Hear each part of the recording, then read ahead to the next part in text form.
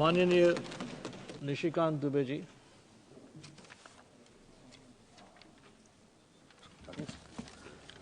धन्यवाद सभापति महोदय। माननीय स्पीकर साहब ने एक डायरेक्शन दिया 115(1) में और ये कहा सभापति महोदय लीडर ऑफ द अपोजिशन को कि जब आप कोई चीज बोल रहे हैं तो उसको ऑथेंटिकेट करिए। और उनके 6 ऐसे पॉइंट हैं राष्ट्रपति अभिभाषण में जिसके समर्थन में मैं बोलने के लिए खड़ा हुआ हूं, जिसमें मुझे लगता है कि इस पूरे पार्लियामेंट का जो एक उद्देश्य है बनने का, जो कॉल एंड सगदर कहता है कि लीडर ऑफ द अपोजिशन वैसा होना चाहिए जिसको पार्लियामेंट्री स्किल के बारे में, रूल के बारे में, कंट्री के बारे में, देश के प्रधानमंत्री के बारे में, देश की स्वतंत्रता के बारे में, सॉवरेनिटी के बारे में पूरी जानकारी होनी चाहिए। और मैं बड़े ही दुखी मन से यह बात बोलने जा रहा हूं कि वर्षों बाद ये चौथा मेरा टर्म है। इस चौथे टर्म में मुझे पहली बार एक ऐसा लीडर ऑफ द अपोजिशन दिखाई दे रहा है जो दुनिया में भारत कैसे कमजोर हो, देश के कैसे टुकड़े हो, किस तरह की विदेशी ताकतों के साथ मिलकर यहां की सोसाइटी को बरगलाया जाए, गलत बयानी किया जाए। और इस पार्लियामेंट में 105 जो हमको मिला हुआ अधिकार आर्टिकल 105 में फ्री एंड फेयर डिस्कशन का, उस फोरम का मिसयूज करके पूरे देश को गुमराह किया जाए। इसीलिए आपके माध्यम से मेरा विपक्ष के नेता पर आरोप भी है और उनको चैलेंज भी है और आपसे आग्रह भी है सभापति महोदय कि मैं जितनी बातें कह रहा हूं उस सबको मैं ऑथेंटिकेट करूंगा। और यदि राहुल गांधी जी में, लीडर ऑफ द अपोजिशन में हिम्मत है तो वो सारी बातों को ऑथेंटिकेट करें, नहीं तो वो फ्लोर ऑफ द हाउस इस्तीफा दें। सबसे पहला सवाल उन्होंने 6 ऐसे पॉइंट के, मैं 6 विषय पर जो है आपके सामने और पूरे देश को ये बताना चाहता हूं। सबसे पहले उन्होंने कहा कि this phone is not made in India, this phone is assembled in India. और ऐसे करके जो है उन्होंने फोन दिखाया सर, ये फोन ऐसे दिखाया सर। अब आप समझिए सर, अपने दिल से जानिए पराये दिल का हाल। कांग्रेस ने इस देश को किस तरह से विदेशियों के हाथ गिरवी रख दिया, ये मैं कहानी बताना चाहता हूं। ये मैं पेपर लेकर आया हूं सभापति महोदय। ये ITA 1 जब चिदंबरम इस देश के वित्त मंत्री थे, चिदंबरम जी इस देश के कॉमर्स मिनिस्टर थे, 96-97 में इंटरनेशनल टेलीकॉम एग्रीमेंट ITA 1, ये पूरे देश को जानने का सवाल है। ITA 1 में उस वक्त केवल 14 कंट्री सिग्नेटरी थे। पूरी दुनिया में 195 कंट्री है। चाइना उस सिग्नेटरी नहीं था, उसका पार्ट नहीं था। लेकिन इस देश को बेचने के लिए जो सॉफ्टवेयर, हार्डवेयर, इलेक्ट्रॉनिक्स, टॉयज, ये सब जो पूरी दुनिया में बनाते थे मैन्युफैक्चरर, यूरोपियन यूनियन के दबाव में इस सरकार ने और उस तत्कालीन वित्त मंत्री ने पैसे लेकर उस एग्रीमेंट को साइन कर लिया। और क्या साइन कर लिया ITA 1? कहा कि कोई भी कंपोनेंट आप लेकर आ जाओ, कोई भी कंपोनेंट हार्डवेयर का, इलेक्ट्रॉनिक का, टॉय का, कोई भी लेकर आ जाओ, 0% ड्यूटी लगेगी, 0% ड्यूटी। और जब आप वो एग्रीमेंट साइन कर लिए, धीरे धीरे करके सभी चीजों पर 0% ड्यूटी हो गई। टॉय पर हम नंबर 1 हुआ करते थे, खिलौने सभी चाइनीज आ गए। जो ये मोबाइल है, ये मोबाइल चाइनीज आ गया, इसके जो इक्विपमेंट है वो चाइनीज आ गए। आपने जब देश को बेच दिया, संजोग से ये पीयूष गोयल जी आ गए, कॉमर्स मिनिस्टर हैं, तो रोपा पेड़ बबूल का आम कहां से हो? आपने देश को बेच दिया, गिरवी रख दिया। 2014 के बाद जब इस देश में माननीय प्रधानमंत्री बने, उन्होंने कहा मेक इन इंडिया को आगे करेंगे, हमारे देश में मैन्युफैक्चरिंग सेक्टर आगे जाएगा। सारी टेलीकॉम कंपनियों को उन्होंने कहा आज तो असेंबलिंग हो रही है। और पीयूष गोयल जी मुझसे ज्यादा बोलेंगे कि 2015 में जब ITA 2 आया कि इसको साइन करना है, तो माननीय पीयूष गोयल जी ने जाकर, इस सरकार ने जाकर माननीय प्रधानमंत्री जी के आदेश पर ITA 2 का सदस्य आज तक हम नहीं बने। और यही कारण है कि हम आज इस मोबाइल के नंबर 1 मैन्युफैक्चरर हैं। आप ऑथेंटिकेट करो। आप AI की बात कर रहे हो, आप प्रधानमंत्री को मैन्युफैक्चरिंग समझा रहे हो, प्रोडक्शन समझा रहे हो, कंज्यूमर समझा रहे हो।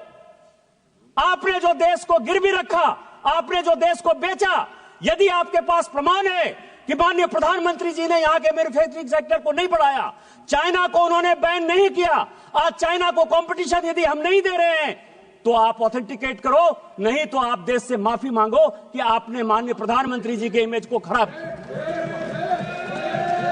दूसरा, बॉर्डर का सवाल है।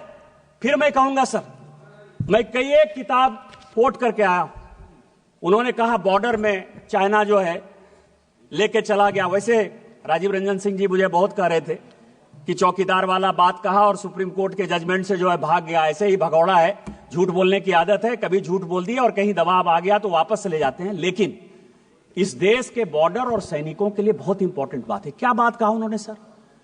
कि माननीय प्रधानमंत्री जी, जिनके पीछे वो तीसरी बार देश के प्रधानमंत्री बने, 140 करोड़ लोगों का जो विश्वास है वो माननीय प्रधानमंत्री पर है, इसीलिए तीसरी बार उनको प्रधानमंत्री बनाया। दुनिया के फोरम पर जब वो जाते हैं तो आज दुनिया में चाहे रूस यूक्रेन वार हो रहा हो, चाहे यूरोपियन यूनियन में परेशानी हो रही हो, चाहे इजराइल में परेशानी हो रही हो, फिलिस्तीन में परेशानी हो रही हो, पूरी दुनिया भारत की तरफ देखती है। लेकिन ये किसने पैदा किया? मैं लेकर आया हूं सर आचार्य कृपलानी। सभी को जानने वाला सवाल है। आचार्य कृपलानी कांग्रेस के बड़े नेता थे। उनकी वाइफ सुचेता कृपलानी जो है उत्तर प्रदेश की मुख्यमंत्री भी बनी। कांग्रेस पार्टी से आचार्य कृपलानी ने इस्तीफा क्यों दिया? यह देश को जानने वाला सवाल है। जब पंचशील के समझौते पर, हिंदी चीनी भाई भाई के नाम पर, जब नेहरू ने पंचशील एग्रीमेंट साइन करने का विचार किया तो आचार्य कृपलानी ने कांग्रेस में उनका विरोध किया। उन्होंने कहा आप देश को बेच रहे हो, आप तिब्बत को उसके साथ जाने के लिए मजबूर कर रहे हो, आप हमारे ऊपर एक दुश्मन को पैदा कर रहे हो और यह चलने वाला नहीं है और एक दिन चाइना हमारे ऊपर अटैक करेगा। इस गांधी परिवार ने नेहरू जी के नेतृत्व में आचार्य कृपलानी को ही कांग्रेस से बाहर कर दिया। इतनी ही बात नहीं, जब इन्होंने यह बात कही कि प्रधानमंत्री जी कुछ बोलते हैं और जो आर्मी के चीफ हैं या सेना के जो जवान हैं वो अलग बात बोलते हैं, मैं कोट कर रहा हूं सर, उस वक्त के जो एयर मार्शल थे, फील्ड मार्शल थे रॉबर्ट्स, उसने कहा पंचशील के इस सिद्धांत के बाद चाइना हमारे ऊपर अटैक करेगा और हमारी आर्मी इतनी मजबूत नहीं है कि हम उसका मुकाबला कर पाए। जब यह स्टेटमेंट बाहर आया, इसी फ्लोर पर नेहरू जी ने कहा कि आर्मी के जो लोग हैं वो गलत बयानी कर रहे हैं, मुझे अपने देश पर भरोसा है और मेरे पास इतनी सेना की ताकत है कि हम किसी भी देश का मुकाबला कर सकते हैं, चाइना क्या बात है। यह मैं उनका स्टेटमेंट 1960 का इसी फ्लोर ऑफ द हाउस पर जो है उन्होंने दिया है, उसको मैं कोट कर रहा हूं। और 61 में जब करियप्पा जी रिटायर हो रहे थे, फील्ड मार्शल करियप्पा बड़े फील्ड मार्शल थे, तो उन्होंने कहा कि मुझे फक्र इस बात का है कि मैं सैनिकों को मरते हुए नहीं देख पाया, उसके पहले ही मैं रिटायर हो रहा हूं। और जो 62 में हुआ यह पूरी दुनिया जानती। और उसके बाद क्या हुआ? लगातार हम चाइना के साथ बॉर्डर डिस्प्यूट में लगे हुए हैं।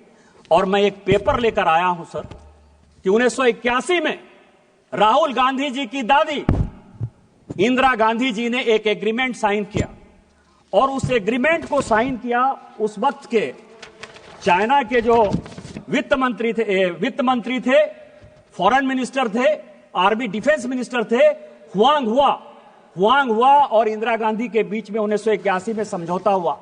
1981 से लेकर 1987 तक जब इनके पिताजी भी बन गए इस देश के प्रधानमंत्री, 8 बार चाइना के साथ बायलैटरल हमने जमीन के लिए, बॉर्डर के लिए लगातार मीटिंग की, जो फेल हुआ। यदि चाइना ने नेहरू जी के समय जमीन नहीं लिया था तो इंदिरा गांधी ने वो कमेटी क्यों बनाई? राजीव गांधी ने वो कमेटी क्यों बनाई? 8 बार आपने उसकी 81 से लेकर 87 तक मीटिंग क्यों की?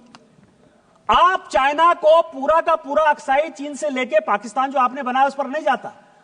आपने सेना को घुसने दिया, आप लद्दाख तक पहुंच गए, आप अरुणाचल तक पहुंच गए, आपने तिब्बत को देकर हमारे माथे पर चाइना को बैठा दिया।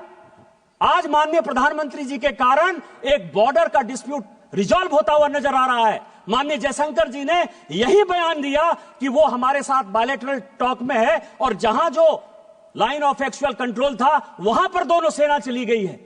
इस प्रधानमंत्री जी के जिस मजबूती के कारण चाइना आज पूरी दुनिया में परेशान नजर आ रहा है, आप जो है उस प्रधानमंत्री जी को प्रेज करने के बदले, पूरे देश में उनकी वाहवाही करने के बदले अपने चाहे नेहरू का समस्या हो, चाहे इंदिरा जी का समस्या हो, चाहे राजीव गांधी का समस्या हो, उस समस्या को जो है चूंकि आप रिजॉल्व नहीं कर पाए, आपने चाइना को माथे पर बैठा दिया। आज माननीय प्रधानमंत्री जी उसको रिजॉल्व कर देंगे तो आपका सारा विषय खत्म हो जाएगा, क्योंकि चाइना के साथ आपका एग्रीमेंट है। चाइनीज कम्युनिस्ट पार्टी के साथ कांग्रेस पार्टी ने क्या एग्रीमेंट किया है आज तक पूरी दुनिया को नहीं पता है। तो चाइना के एजेंट के तौर पर जो आप बैठे हुए हो, इस कारण से माननीय प्रधानमंत्री जी को बदनाम करने के लिए, देश को गुमराह करने के लिए बात कर रहे हो। आप on the floor of the house माफी मांगो और ऑथेंटिकेट करो इन चीजों को।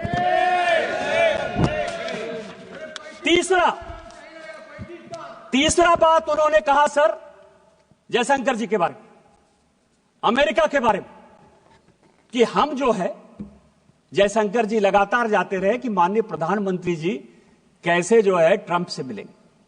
आर्टिफिशियल इंटेलिजेंस की बात करते हो, कंप्यूटर की बात के 100वां साल जो है हम लोग अटल जी का बना रहे हैं। आपने अटल जी को भी कोट किया, मैं उनका बयान लेकर आ रहा हूं। उन्होंने क्या कहा सर? उन्होंने यह कहा कि कंप्यूटर का कोई बहुत बड़ा प्रभाव हमारे समाज में नहीं पड़ेगा। यही छोटा सा स्टेटमेंट है, यही उन्होंने भी कहा। फैक्ट है, कंप्यूटर का क्या इंपैक्ट पड़ा हमारे समाज में। आज अमेरिका में भी सॉफ्टवेयर में भारत के लोग ही तो मजबूत है ना, हमारा ही स्किल पावर जो है पूरी दुनिया में आगे है ना। यही बात तो कहा उन्होंने कि इससे रोजगार नहीं जाएगा, इससे रोजगार बढ़ेगा। आप उस मृतात्मा देश के ऐसे प्रधानमंत्री जिनके बारे में आज भी पूरी दुनिया गर्व करती है और हम गर्व करते हैं कि भारतीय जनता पार्टी के वो प्रधानमंत्री थे, आप उनको भी नहीं छोड़ते हो। आज आर्टिफिशियल इंटेलिजेंस की आप बात करते हो। माननीय प्रधानमंत्री जी जब फरवरी में जा रहे हैं, कंप्यूटर हमारे यहां सभापति महोदय 1987-88 में आया, अमेरिका में कंप्यूटर 1960 के दशक में आया, यूके में कंप्यूटर 1960 के दशक में आया। 30 साल बाद तो आप कंप्यूटर ला पाए। कोरोना के वैक्सीन में भी माननीय प्रधानमंत्री जी ने दुनिया को दिखाया कि हम दुनिया के साथ कंधे से कंधा मिलाकर वैक्सीन बना सकते हैं, और हमने बनाया। और आज आर्टिफिशियल इंटेलिजेंस पर भी माननीय प्रधानमंत्री जी ने पूरी दुनिया को दिखाया कि जितना आप आगे होने की बात करते हो उससे ज्यादा हम हैं। और अभी माननीय प्रधानमंत्री जी के कहने पर अश्विनी वैष्णव जी का आया है कि जो चाइना का डीप सेक है उसको हम 6 महीने के अंदर समाप्त कर देंगे और हम उससे बढ़िया आर्टिफिशियल इंटेलिजेंस बनाएंगे। डाटा हमारे पास है, मैन्युफैक्चरिंग हमारे पास है, बुद्धि हमारे पास है। लेकिन आप क्या कह रहे हो कि अमेरिका में जयशंकर जी गए। मैं 27 जनवरी, पूरे हाउस के जानकारी के लिए, 27 जनवरी 2025 व्हाइट हाउस का जो स्टेटमेंट है वो पढ़ देना चाहता हूं। वो कहते हैं कि अमेरिका के राष्ट्रपति ने भारत के प्रधानमंत्री से बात की। व्हाइट हाउस का स्टेटमेंट है, देश का स्टेटमेंट नहीं है। और वो ये कहते हैं कि हम भारत के प्रधानमंत्री के साथ अच्छे रिलेशन रखना चाहते हैं। हमने उनको इनवाइट किया। यदि जयशंकर जी ने यह काम किया होता तो क्या व्हाइट हाउस पर भी भारत सरकार का इतना अधिकार है कि जो चाहे स्टेटमेंट दे दे? और यदि यह अधिकार जयशंकर जी और माननीय प्रधानमंत्री जी के कारण व्हाइट हाउस में भी है, तो इस देश को गर्व करना चाहिए कि हमने व्हाइट हाउस को भी कंट्रोल कर लिया। लेकिन फिर मैं कहूंगा समस्या कहां है? समस्या यह है सर कि अमेरिका में इनके पूरे परिवार के साथ रिलेशन खराब रहा। मैं अभी सीआईए की रिपोर्ट देख रहा था, 1971 की, 1972 की, 1973 की। वो ये कह रहा है कि भारत की इकोनॉमी रसातल में जा रही है, ये पाकिस्तान को अटैक करके जो है एक एक्सपेंशन के मोड में जाना चाहती है, लेकिन इसका अपना कुछ नहीं है, ये रूस के साथ मिलकर जाना चाहती है और हम भारत को बैन करेंगे। और ये जो 71-72 का सीआईए का रिपोर्ट है, इसके कारण मैं आपको बताऊं कि इसी इंदिरा जी को 1982 में रोनाल्ड रीगन से जाकर माफी मांगनी पड़ी।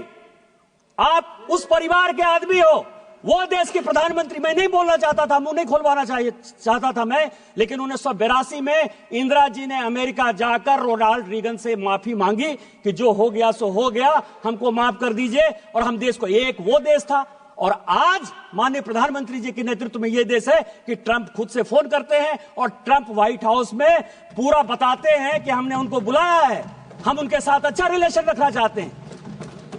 देश कहां चला गया और आप कहां खड़े हो? तीसरा सवाल है सर, इन्होंने महाराष्ट्र इलेक्शन की बात की और चुनाव, चौथा पॉइंट सर, और इन्होंने इलेक्शन कमीशन के अपॉइंटमेंट की बात की, अपॉइंटमेंट की बात की सर। सुप्रीम कोर्ट का जजमेंट मैंने देखा, सुप्रीम कोर्ट के जजमेंट ने कहा कि जो इलेक्शन कमीशन का जो अपॉइंटमेंट है वो ट्रांसपेरेंट नहीं है। ये आज सुप्रीम कोर्ट में केस हुआ तो ये जजमेंट आया और ये भी कहा कि ये जजमेंट मैं टेम्पोररी दे रहा हूं, लेकिन पार्लियामेंट को ही अधिकार है कि कानून बनाए। कैसे बनाना है, इसी पार्लियामेंट ने पास किया कि कौन कौन लोग होंगे और इलेक्शन कमीशन का अपॉइंटमेंट कैसे होगा, बनाया सर। लेकिन मैं जो महत्वपूर्ण बात कह रहा हूं कि चुनाव आयोग पर इतना आरोप आप लगा दिए। एमएस गिल चुनाव आयुक्त थे, मुख्य चुनाव आयुक्त थे, रिटायर हुए सर, कांग्रेस पार्टी के सदस्य हो गए, राज्यसभा से मेंबर हो गए और देश के मंत्री हो गए स्पोर्ट्स के। नवीन चावला सर, नवीन चावला, अब उनको मैं श्रद्धांजलि देता हूं, अभी उनकी डेथ हुई, लेकिन पूरी दुनिया जानती है कि जो विदेशी लॉबी है, मदर टेरेसा पर बहुत अच्छा बुक लिखा उन्होंने सर, और जो वो लॉबी सोरेस के साथ जो लॉबी गांधी परिवार को मदद करती है और जो देश के टुकड़े टुकड़े करना चाहती है, उस लॉबी के सबसे बड़े समर्थक थे। उस नवीन चावला को आपने, जो सेक्रेटरी एमपैनल नहीं था, जानकारी के लिए, उसको जबरदस्ती सेक्रेटरी एमपैनल कराया और सीधा चीफ इलेक्शन कमिश्नर बना दिया। आज यदि सुप्रीम कोर्ट के आदेश के बाद हम कानून चेंज करके लेकर आए और उसमें आप भी बैठोगे, पैनल हम देंगे, तो इसके पहले तो आपने कभी लीडर ऑफ द अपोजिशन को नहीं पूछा। जब तक 2014 तक सरकार रही, मैं राहुल गांधी जी, पूरी कांग्रेस पार्टी और पूरे विपक्ष को चैलेंज करता हूं कि आपने इलेक्शन कमिश्नर के अपॉइंटमेंट में, चीफ इलेक्शन कमिश्नर के अपॉइंटमेंट में एक बार भी किसी विपक्ष के आदमी से कंसल्ट किया है? आजादी के 1950 से लेकर 2014 तक आप अपने चपरासी को, अपरासी को, कार्यकर्ता को, जिसको आपने चाहा जो है इलेक्शन कमिश्नर बना दिया। 100 चूहे खाकर बिल्ली चली हज को। आज हम ट्रांसपेरेंसी के साथ आगे बढ़ रहे हैं और उसके बाद आप चुनाव पे जो ताकतें ऐसी हैं जो भारत की डेमोक्रेसी को कमजोर करना चाहती हैं, उन ताकतों के साथ मिलकर आपने जो है पूरा का पूरा महाराष्ट्र इलेक्शन का जो है हिसाब किताब दे दिया। मैं कुछ सीटें लेकर आया हूं सभापति महोदय, बस 2-4 मिनट में खत्म कर दूंगा। स्पीकर महोदय, एक ही सेकंड केवल 2 मिनट। नहीं, हाँ बैठिए, फिर आपको अच्छा, एक ही सेकंड। हाँ, इस महत्वपूर्ण चर्चा पर लंबी सूची है, इसीलिए सभा की अनुमति हो तो सभा की कार्यवाही 11 बजे तक बढ़ा दी जाए। बोलिए सभापति महोदय, महाराष्ट्र इलेक्शन में सभी ईवीएम पर आ जाइए, ईवीएम पर आ जाइए। ईवीएम किसने लाया? हम लेकर आए ईवीएम। मैं जब 2009 में पहली बार सांसद बना तो ईवीएम से ही जीत कर आया। आपकी सरकार बन गई ईवीएम, इसका मतलब कि आप चोरी कर देते ईवीएम में? आप बताओ देश को कि ईवीएम जो है मैनिपुलेट होता है। नवीन चावला के माध्यम से हमने मैनिपुलेट कर लिया, एमएस गिल के माध्यम से हमने मैनिपुलेट कर लिया। माफी मांगो, और यदि आप ये माफी मांगते हो तो शायद इसके बारे में माननीय प्रधानमंत्री जी चर्चा कर सकते हैं। ईवीएम तो आप ही लेकर आए हो। लेकिन जो आपने जनता के मन में डेमोक्रेसी के खिलाफ, महाराष्ट्र के रिजल्ट के खिलाफ, महाराष्ट्र की जनता को जो आपने उसका अपमान किया, उस मैंडेट का अपमान किया, उसका कौन हिसाब किताब देगा? मैं केवल कुछ सीटें पढ़ना चाहता हूं सभापति महोदय। अकोला वेस्ट 18,000 वोट पड़ा, ठीक है, आपकी बात मैंने मान लिया। 1,000 से लेके 70,000 तक वोट जो है किसी किसी विधानसभा में बढ़ा है। अकोला वेस्ट 18,000 वोट बढ़ा, जीती कौन? कांग्रेस। नागपुर वेस्ट 22,000 वोट बढ़ा, जीता कौन? कांग्रेस। नागपुर नॉर्थ 23,000 वोट बढ़ा, जीता कौन? कांग्रेस। यवतमाल 13,000 वोट बढ़ा, जीता कौन? कांग्रेस। मालेगांव 40,000 वोट बढ़ा, जीते कौन? ओवैसी साहब की पार्टी।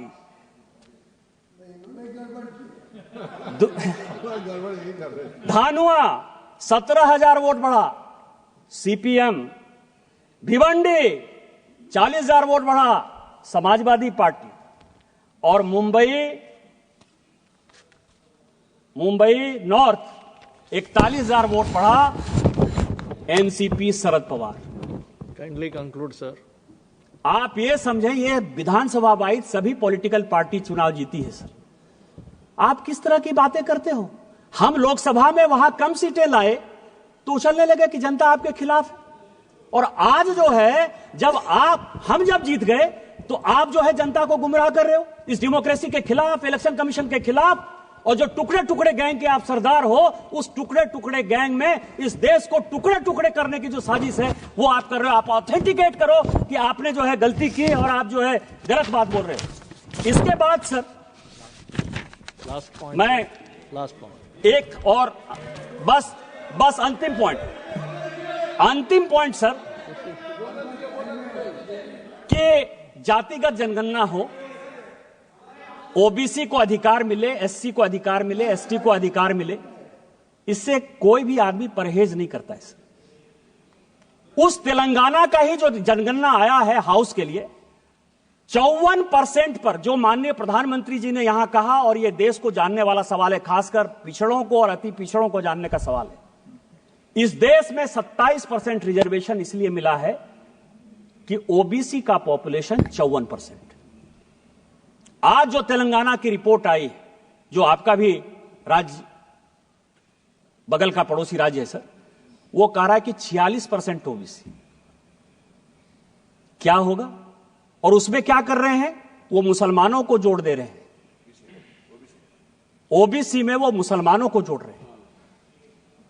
माननीय प्रधानमंत्री जी ने कहा है कि जब तक मैं इस देश का प्रधानमंत्री हूं और भारतीय जनता पार्टी का एक भी कार्यकर्ता है, वो ओबीसी के आरक्षण को बैकडोर से कभी भी मुसलमानों के पास नहीं जाने देगा। ये जो वोट बैंक की राजनीति है, इस वोट बैंक की राजनीति यही करने के लिए प्रेरित कर रही है।